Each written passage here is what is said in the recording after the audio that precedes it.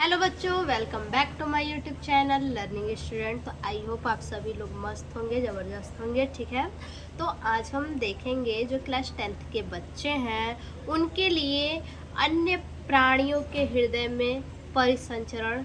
ठीक है, यानी कि जो क्लास 10th का चैप्टर है साइंस, उसमें से जैव प्रक्रम। ठीक है, जैव प्रक्रम में जो परिसंचरण तंत्र है, परिसंचरण तंत्र के अंदर ये हमारा हार्ट है, और हार्ट में हम देखेंगे यानी हृदय में हम देखेंगे जो कि अन्य प्राणियों में हृदय में परिसंचरण तंत्र किस प्रकार से होता है। ठीक है, तो अन्य प्राणियों में सबसे पहले क्या है, मछली है। ठीक है, तो सबसे पहले समझिए मछली के बारे में। ठीक है, हमने इससे पहले वाले वीडियो में आपको बताया है कि जो ह्यूमन होते हैं उनमें कितने चैम्बर्स होते हैं, हार्ट में 4 चैम्बर्स होते हैं। ठीक है, 2 निलय और 2 क्या होता है, आलिंद होता है।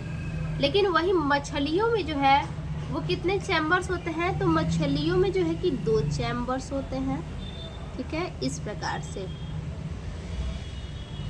प्रकार से मछलियों में 2 चैम्बर्स होते हैं। ठीक है, एक तो आपका आलिंद होता है और एक क्या होता है, निलय होता है। ठीक, और वहीं पे अगर बात किया जाए, ये तो फिश की बात हो गई। ठीक है, फिश की बात हो गई। इसमें क्या होता है, यानी 2 चैम्बर होते हैं, यानी द्विकोष्ठकीय होता है। ठीक है, एक आलिंद और एक हृदय। और वहीं पे अगर बात किया जाए उभयचर का, ठीक है, उभयचर में क्या आएंगे, तो उभयचर में आप क्या आ जाएंगे, फ्रॉग यानी मेंढक। ठीक है, फ्रॉग आ जाएंगे। उसके बाद आपका आ जाएगा सेलामेंडर। ठीक है, सेलामेंडर्स उभयचर में हो गया, फ्रॉग, सेलामेंडर्स। ठीक है, तो इनमें जो है कि जो इनका हृदय होता है वो उसमें कितने चैम्बर्स होते हैं, तो उसमें जो है कि उसमें 3 चैम्बर्स होते हैं। ठीक है, उसमें कितने चैम्बर्स होते हैं, 3 चैम्बर्स होते हैं इस तरह से।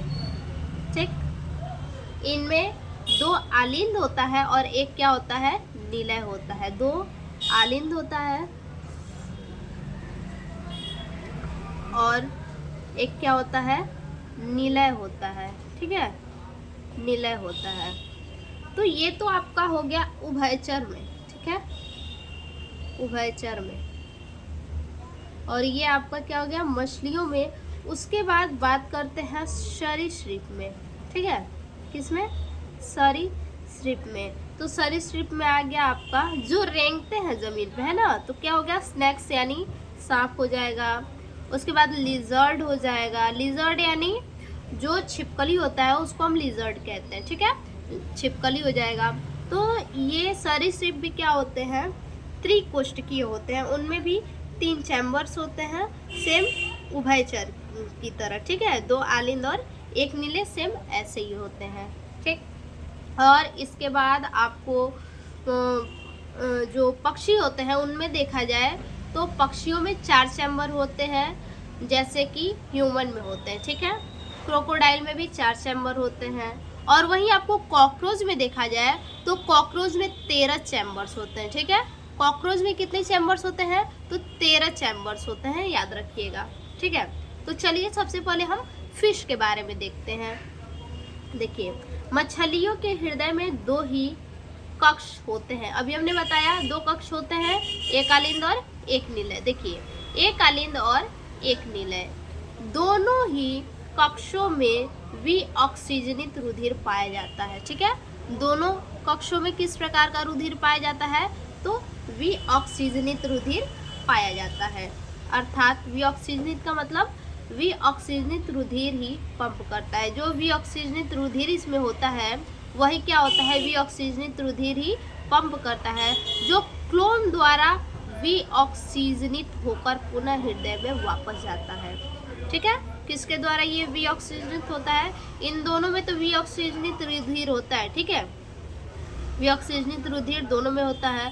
तो ये क्या होता है कि ये पंप करता है। ठीक है, ये क्या करता है, पंप करता है, और क्लोम के ही द्वारा जो ये रक्त है वो क्लोम के ही द्वारा विऑक्सीजनित होकर पुनः हृदय में क्या करता है, वापस आता है। ठीक है, ऐसा परिसंचरण एकल परिसंचरण कहलाता है। ठीक है, ऐसा परिसंचरण क्या कहलाता है? एकल परिसंचरण कहलाता है।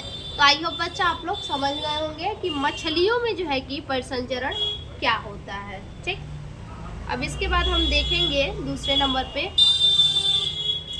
उभयचरों और सरीसृपों में, जैसा कि अभी हमने आपको बताया। ठीक है, उभयचरों और सरीसृपों में देखिए, उभयचरों के हृदय में 3 कक्ष पाए जाते हैं। ठीक है, उभयचर के जो हृदय होते हैं उनमें कितने पाए जाते हैं चैम्बर? तो 3 चैम्बर पाए जाते हैं। अभी हमने दिखाया 1 2 3। ठीक है, 3 चैम्बर पाए जाते हैं। 2 आलिंद और 1 निलय, 2 आलिंद और 1 निलय पाए जाते हैं। 2 आलिंद और 1 निलय, इसमें बायां आलिंद ऑक्सीजनित रक्त प्राप्त करता है। ठीक है, बायां आलिंद क्या करता है? ये ऑक्सीजनित रक्त प्राप्त करता है, ये जो बायां वाला है। ठीक है, ऑक्सीजनित यानी ऑक्सीजन मिला होता है। जबकि दायां आलिंद शरीर के विभिन्न भागों से भी ऑक्सीजनित रक्त मिश्रित हो जाते हैं। यानी जो आपको 1 मिनट, जबकि दायां आलिंद यानी जो दायां आलिंद है उसमें क्या होता है? दायां आलिंद में शरीर के विभिन्न भागों से, दायां आलिंद में क्या होता है? शरीर के विभिन्न भागों से रक्त इसमें क्या होते हैं? मिश्रित हो जाते हैं, यानी मिल जाते हैं। ठीक है, और शरीर में पंप कर दिए जाते हैं, और पूरे बॉडी में क्या होता है? पंप कर दिया जाता है। ठीक, तो ये हो गया उभयचरों और सरीसृपों में जो है कि परिसंचरण तंत्र। ठीक है, अब उसके बाद हम देखते हैं लसिका परिसंचरण। लसिका परिसंचरण क्या होता है इसको समझ लेते हैं। देखिए, सबसे पहले समझेंगे लसिका परिसंचरण। देखिए, हमारे बॉडी में ना 2 टाइप्स के जो है कि चिपचिपा पदार्थ पाया जाता है। ठीक है, एक तो हमारा ब्लड है और दूसरा हमारा क्या है? लसिका है। ठीक, तो ये लसिका पाया कहाँ जाता है? सबसे पहली बात तो देखिए, लसिका जो पाया जाता है वो ब्लड, ठीक है, ब्लड और टिश्यू, ब्लड और टिश्यू यानी रक्त और कोशिकाओं के बीच में ये लसिका पाया जाता है। ठीक है, लसिका कहाँ पाया जाता है?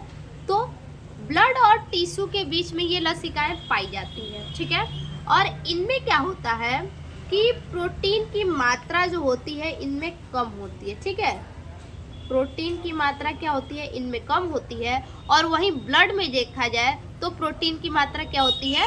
ज़्यादा होती है। ठीक है, और देखिए इसमें जो होता है ग्लूकोज, एमिनो, लवण, विटामिन, यूरिया, ये सभी क्या होता है?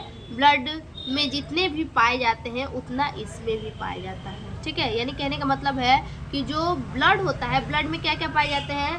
ग्लूकोज पाए जाते हैं, एमिनो अम्ल पाए जाते हैं, विटामिन पाए जाते हैं, यूरिया पाए जाते हैं, ये सभी ब्लड में पाए जाते हैं। और ब्लड में जितने भी ये सब पाए जाते हैं उतने ही सब ये लसिका में भी पाए जाते हैं। ठीक है, यानी दोनों में बराबर पाया जाता है, इक्वल पाया जाता है ये सब। और ऑक्सीजन, CO2 ये सब क्या है? पोषक पदार्थ है, और ये सभी पोषक पदार्थ जो है, ठीक है, ऑक्सीजन, कार्बन डाइऑक्साइड, पोषक पदार्थ, यूरिया, ये सभी क्या है? लसिका से होकर रुधिर में और ऊतक में क्या करते हैं? आते हैं। ठीक है, यानी देखिए समझिए, कहने का मतलब है कि जो ऑक्सीजन है, ठीक है, उसके बाद कार्बन डाइऑक्साइड है, पोषक पदार्थ है, यूरिया है, ठीक है, यूरिया है, ये सभी क्या है? यूरिया लसिका से होकर, ठीक है, ये जो लसिका है इससे होकर ही ये सभी पदार्थ लसिका से होकर ही रुधिर में और ऊतक में द्रव में आते हैं। ठीक है, ये सभी पदार्थ क्या होते हैं? लसिका से होकर रुधिर और ऊतक में द्रव के रूप में आते हैं। ठीक है, कैसे आते हैं? द्रव के रूप में आते हैं। ठीक, अब आगे देखिए, जो ये ब्लड है, ठीक है, जो ये ब्लड है ये क्या होता है? थक्का जमता है। ठीक है, मतलब कहने का मतलब है कि दोनों सेम है, ब्लड और लसिका दोनों सेम टाइप से है, लेकिन ब्लड में कुछ पाए जाते हैं और वहीं लसिका में कुछ नहीं पाए जाते हैं। ठीक है, तो ब्लड जो है ये जो क्या होता है, ये थक्का बन जाता है। ब्लड होता है ना, हम कहीं कट फट जाता है तो वो क्या होता है, ब्लड थक्का बन जाता है। लेकिन वही लसिका है, ये लसिका क्या होता है, थक्का नहीं बनता है। और लसिका क्या है, ब्लड के ही तरह एक चिपचिपा पदार्थ है। ठीक है, तो आई होप आप लोग समझ गए होंगे कि लसिका क्या है, कहाँ पाया जाता है। ठीक है, कहाँ पाया जाता है, तो ब्लड और कोशिकाओं के बीच में, यानी ब्लड टिश्यू के बीच में, रुधिर और कोशिकाओं के बीच में ये पाया जाता है। देखिए, मनुष्य में रुधिर परिसंचरण तंत्र के अतिरिक्त एक अन्य परिसंचरण तंत्र भी पाया जाता है। ठीक है, जिसे लसिका परिसंचरण तंत्र कहते हैं। ठीक है, क्या कह रहा है कि एक अन्य परिसंचरण तंत्र भी पाया जाता है, जिसे क्या कहते हैं, लसिका परिसंचरण तंत्र कहते हैं। ठीक है, यह तंत्र लसिका वाहिनियों द्वारा संपूर्ण शरीर में फैल जाता है। देखिए, लसिका वाहिनियों के द्वारा, यानी जैसे टिश्यू होते हैं पतले पतले जो नब्ज होते हैं जिनमें क्या होता है, ब्लड होता है, उसी तरह से क्या होती है, लसिका वाहिनियाँ होती हैं, यानी कोशिकाएं होती हैं जिसके द्वारा लसिका क्या होती है, पूरे हमारे बॉडी में जो है कि फैली होती है। ठीक है, तो वही कह रहा है कि यह तंत्र लसिका वाहिनियों द्वारा संपूर्ण शरीर में फैल जाता है। ठीक है, जाहिर सी बात है कि जो ब्लड है वो नसों के द्वारा ही तो हमारे पूरे बॉडी में फैली हुई है, तो उसी तरह से लसिका भी है कि पूरे बॉडी में क्या है, वाहिनियों के द्वारा फैली हुई है। बिल्कुल महीन महीन पतली पतली वाहिनियाँ आती हैं जिसमें लसिका क्या है, जिसके द्वारा पूरे बॉडी में हमारे फैला हुआ है। ठीक है, देखिए आगे, लसिका परिसंचरण तंत्र निम्न अंगों से मिलकर बना है। ठीक है, लसिका परिसंचरण तंत्र क्या है, ये हमारे बॉडी के निम्न अंगों से मिलकर के ये बना हुआ है। आगे देखिए, लसिका कोशिकाएं, जैसा कि अभी हमने आपको बताया लसिका वाहिनियाँ जो वाहिकाएं जो होती है। ठीक है, तो लसिका कोशिकाएं क्या है, यानी उसी कोशिकाओं में क्या होता है, लसिका होती है, उसी को हम लसिका कोशिकाएं कहते हैं। ठीक है, देखिए, लसिका कोशिकाएं शरीर के विभिन्न अंगों में, ठीक है, हमारे बॉडी के विभिन्न अंगों में लसिका कोशिका क्या होती है, स्थित होती है, महीन नलिकाएं हैं। ठीक है, यानी महीन नलिकाएं हैं हमारे बॉडी में। ठीक है,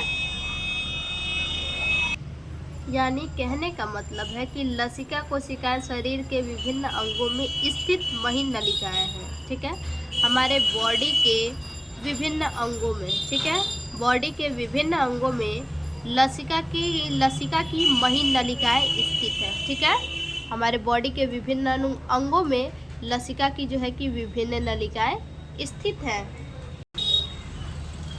आंत के रसांकुर में स्थित इनकी अंतिम शाखाएं को आछिर वाहिनियां कहते हैं। देखिए, जो लसिका की अंतिम जो नलिकाएं होती हैं, जो शाखाएं होती हैं, वो कहाँ होती हैं, आंत के रसांकुर में स्थित होती है। ठीक है, लसिका की जो अंतिम जो कोशिकाएं होती हैं वो आंत के रसांकुर में स्थित होती हैं। ठीक है, इनकी अंतिम शाखाओं को आछिर वाहिनियां कहते हैं। क्या कहते हैं, इनकी अंतिम शाखाओं को आछिर वाहिनियां कहते हैं। ठीक, अब देखिए आगे, लसिका वाहिनियां।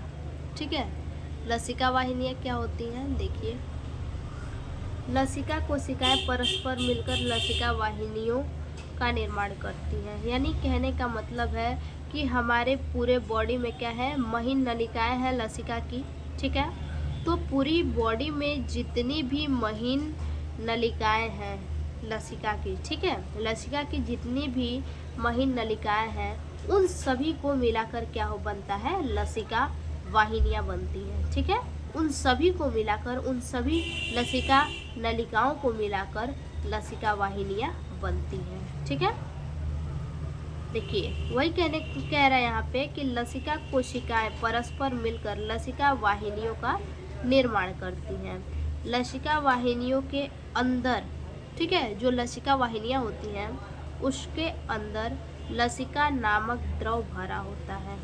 ठीक, यानी जो लसिका कोशिकाएं होती हैं उसके अंदर क्या होता है, लसिका नामक द्रव भरा होता है और उन सभी लसिका कोशिकाओं को मिलाकर के क्या कहा जाता है? लसिका वाहिनियाँ कहा जाता है। ठीक है, उनमें क्या होता है? लसिका नामक द्रव भरा रहता है, जो रुधिर प्लाज्मा का ही अंश है। ठीक है, वो भी क्या होता है? जो लसिका नामक द्रव भरा होता है वो क्या होता है?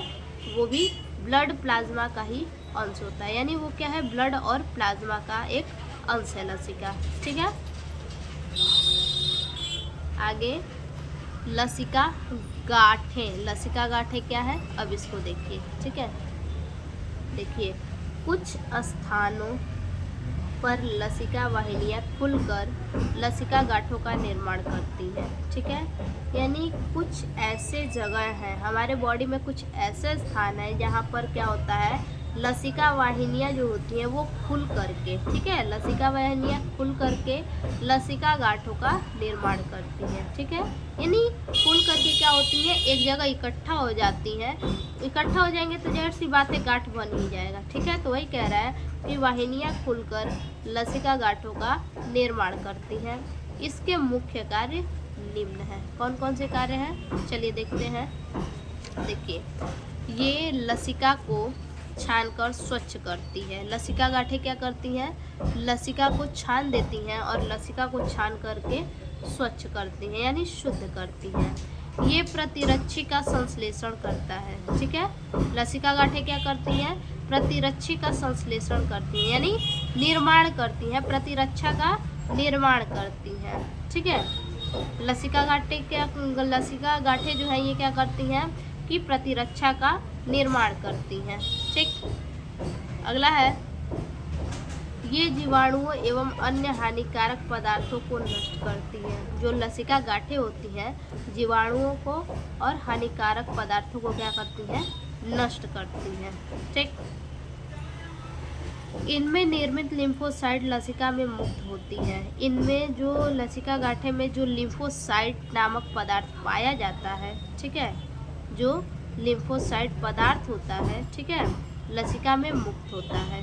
ठीक, लसिका में लिम्फोसाइट नामक पदार्थ मुक्त होता है। आज के लिए बस इतना ही। फिर से मिलते हैं ऐसे एक और नए वीडियो में। अगर हमारा वीडियो आपको अच्छा लगे तो प्लीज़ हमारे चैनल को लाइक कीजिए, सब्सक्राइब कीजिए और कमेंट कीजिए। ठीक है।